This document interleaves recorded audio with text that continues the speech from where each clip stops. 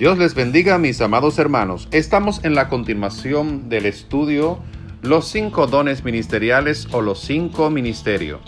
En la primera entrega, tratamos de establecer si es posible que los dones ministeriales o los 5 ministerios tienen vigencia aún en la actualidad, puesto que hay iglesias, ¿sí? Hay iglesias de concilios distintos, diferentes a los nuestros, que establecen que los dones espirituales fueron única y exclusivamente entregados en aquel momento cuando Jesús los instituyó, ya que toman como si fuese en pasado la frase Él mismo constituyó, o sea, no dice Él mismo sigue constituyendo, y partiendo desde ahí establecen que algunos de esos dones ministeriales fueron únicos y exclusivos para aquel entonces, aunque no tienen la manera de cómo explicar el hecho de que sí existen algunos dones ministeriales que siguen vigentes todavía. Explicábamos en la primera exposición acerca de la problemática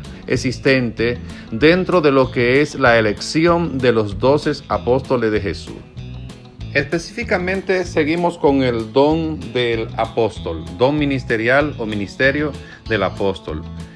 Explicábamos que Jesús tenía más de 120 discípulos, pero solamente a 12 fue que Él nombró para llamarlos apóstoles. Observen algo muy importante. Jesús mandó a los 12 discípulos a hacer una misión específica de echar fuera demonios, reprender demonios, sanar enfermos, predicar el evangelio, y muchas señales y prodigios vinieron de regreso en el informe de los 12 que salieron. Pero también Jesús envió a otros 70 que no eran necesariamente los apóstoles principales.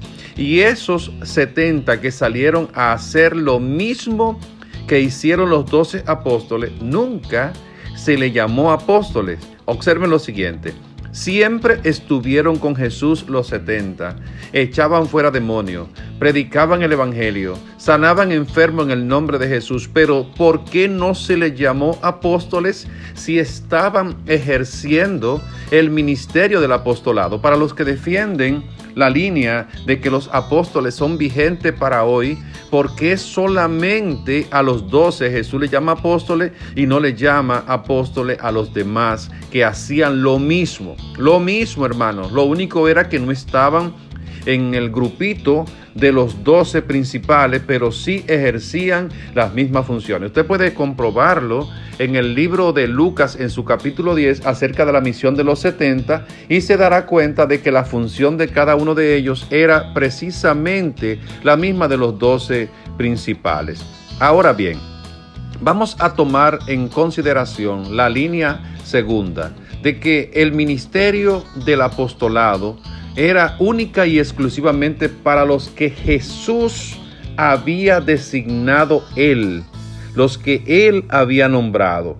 Entonces, si es así, de que solamente se le deberían llamar a los que Él instituyó, Él, entonces los únicos apóstoles son los 12 principales que Jesús seleccionó, y luego al apóstol Pablo, que lo llamó para ser apóstol de los gentiles. Sí, pero hay algunas personas en el libro de los Hechos que son llamados apóstoles, como por ejemplo el caso de Bernabé. Pero la pregunta es, si Jesús instituyó a los que llaman apóstoles las demás personas, o los que Él automáticamente seleccionó.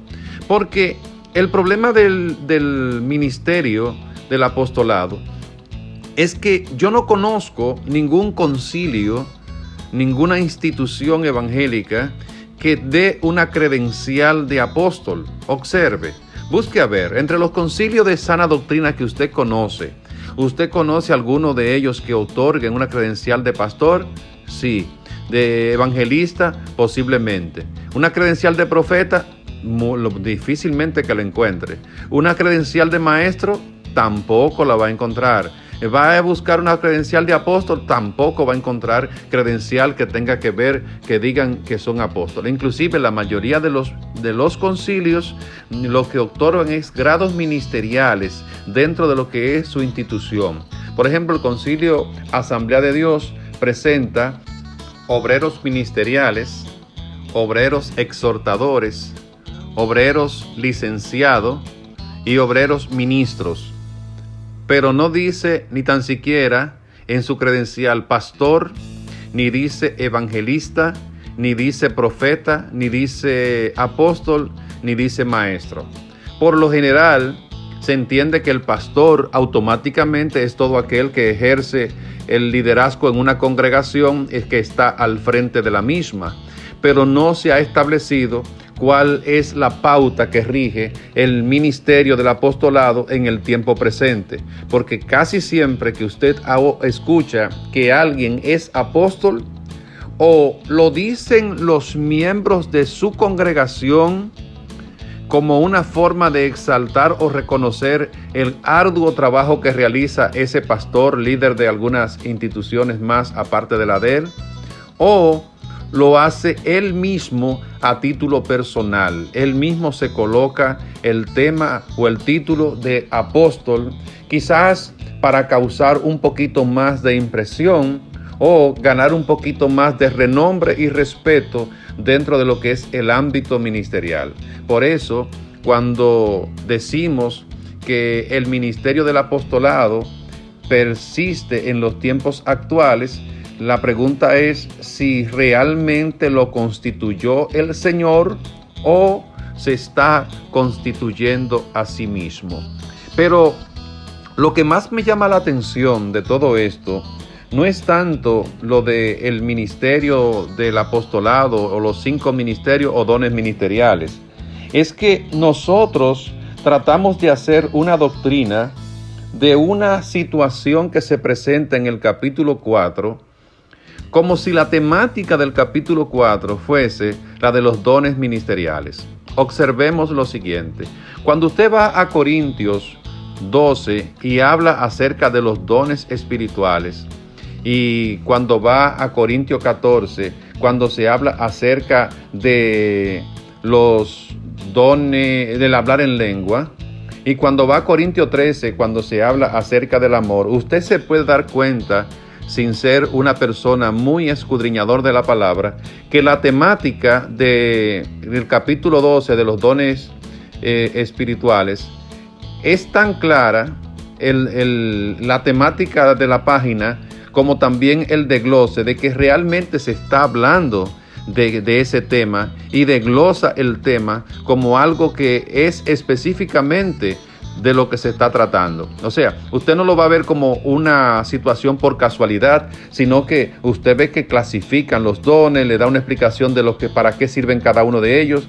Pero yo le reto a usted a que lea el capítulo 4 de Efesios, pero sin ningún prejuicio preconcebido, sin ninguna línea de conocimiento particular, sino parta desde cero y trate de analizar el capítulo 4 de Efesios, y después que usted lo analice, entonces usted me dice a mí si realmente la temática aquí en este pasaje son los 5 dones ministeriales o los 5 ministerios.